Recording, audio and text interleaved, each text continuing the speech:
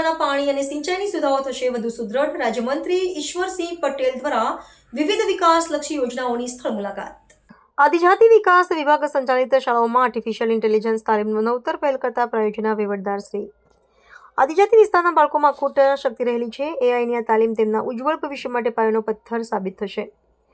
1950ના દાયકામાં જ્યારે વિશ્વ આર્ટિફિશિયલ ઇન્ટેલિજન્સના શબ્દથી પણ અજાણ હતું, ત્યારે એલન ટ્યુરિંગે ટ્યુરિંગ ટેસ્ટ દ્વારા આધુનિક વિજ્ઞાનનો પાયો નાખ્યો હતો. ત્યારબાદ 1956માં ડાર્ટમાઉથ કોન્ફરન્સમાં પ્રથમ વખત એઆઈ શબ્દનો પ્રયોગ થયો. આજે દાયકાઓ પછી એજ ટેકનોલોજી મશીનોને માનવીની જેમ વિચારવાની, સમજવાની અને શીખવાની શક્તિ આપી રહી છે. વર્તમાન સમયમાં જ્યારે શિક્ષણ અને રોજગાર ક્ષેત્રના એઆઈનો વ્યાપ વધી રહ્યો છે, ત્યારે આદિજાતિ વિકાસ વિભાગ સંચાલિત શાળાઓમાં બાળકો પણ આ ક્ષેત્રમાં અગ્રેસર બને તેવો ઉમદા હેતુ આ પ્રોજેક્ટ પાછળ રહેલો છે. શ્રી કલ્પેશ કુમારે આ દિશામાં સક્રિય પ્રયાસો હાથ ધરી નવગુરુકુળ ફાઉન્ડેશન સંસ્થાના સહયોગથી વિદ્યાર્થીઓ માટે ફાઉન્ડેશન કોર્સ ઓન એઆઈનું વિનામૂલ્ય આયોજન કર્યું છે.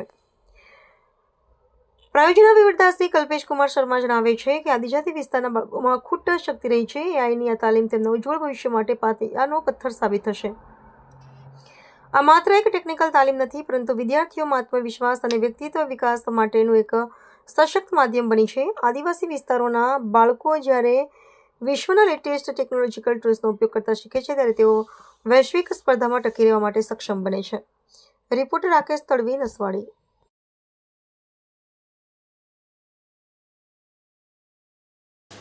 આપણે જોઈએ છીએ કે આખી દુનિયામાં આર્ટિફિશિયલ ઇન્ટેલિજન્સની રિવોલ્યુશન ચાલી રહી છે.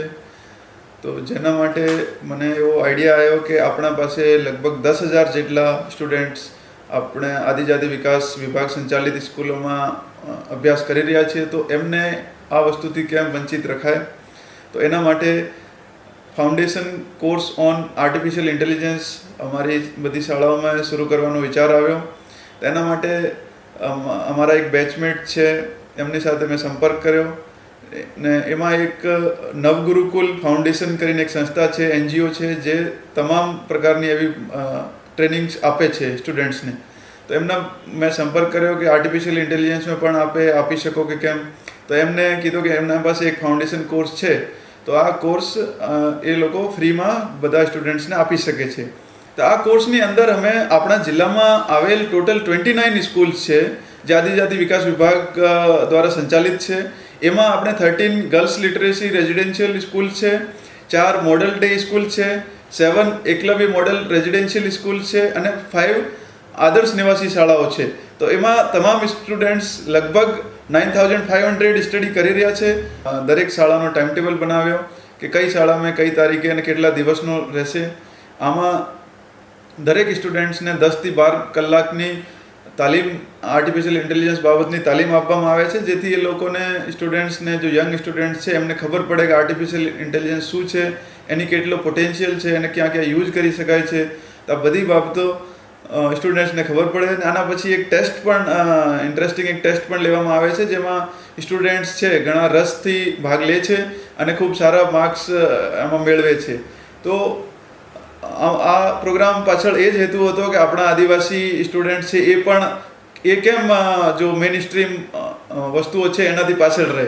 ને અત્યારે લગભગ 75% આ તાલીમ પૂર્ણ થઈ ગઈ છે ને સ્ટુડન્ટ્સ ખૂબ સારો આનો પ્રતિભાવ આપ્યો છે. મારું નામ રાઠવા સાલવીબેન હરતભાઈ. હું ધોરણ 11માં અભ્યાસ કરું છું. અમને એઆઈ વિશે શીખવાડવામાં આવ્યું છે. એમાં અમને 3 ટોપિક શીખવાડ્યા છે: ChatGPT, જેમિની, ઓપાઇલેટ. હવે હું 12 પછી આગળ જ્યારે મારે ભણવાનું છે અને મારે ડૉક્ટર બનવું છે, ત્યારે મેં એઆઈને ક્વેશ્ચન કરી શકું છું કે 12 પછી મારે શું કરવું જોઈએ, અને તે બધું સમજાવે છે અને હું એનાથી આગળ વધી શકું છું. અને હું મારા પરિવાર મિત્રોને પણ સમજાવી શકું છું કે એમાં અમે કેવી રીતે આગળ વધી શકીએ છીએ. મારું નામ તડવી જયશ્રીબેન અશ્વિનભાઈ છે. મારા ગામનું નામ ઉમરા જોશીવાળું છે.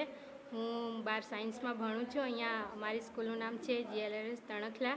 જો આપણને કોઈ પણ ક્વેશ્ચન ડાઉટ ક્લિયર કરવાનો હોય તો આપણે એઆઈનું જે સિસ્ટમ છે એનાથી આપણે કરી શકીએ છીએ. આપણે એને ક્વેશ્ચન પૂછી શકીએ તો આપણને મિનિટોમાં એરા જવાબ આપી શકે છે. કે એમને ખબર પડે છે કે આર્ટિફિશિયલ ઇન્ટેલિજન્સ શું છે અને કેવી રીતે યુઝ કરી શકાય, એના પ્રોમ્પ્ટ એન્જિનિયરિંગ શું છે, પ્રોમ્પ્ટ કેવી રીતે ડેવલપ કરવા, અથવા તો કે એના એ આર્ટિફિશિયલ ઇન્ટેલિજન્સને એથિકલ રીતે કેવી રીતે યુઝ કરી શકાય, આના શું શું થ્રેટ્સ પણ છે, તો આ બધી વસ્તુઓ આપણે સ્ટુડન્ટ્સને માહિતીગાર કર્યા છે. સેલ્ફ કોન્ફિડન્સ અને એના પર્સનાલિટી ગ્રોથ માટે પણ આર્ટિફિશિયલ ઇન્ટેલિજન્સની ટ્રેનિંગ આપવામાં આવી રહી છે.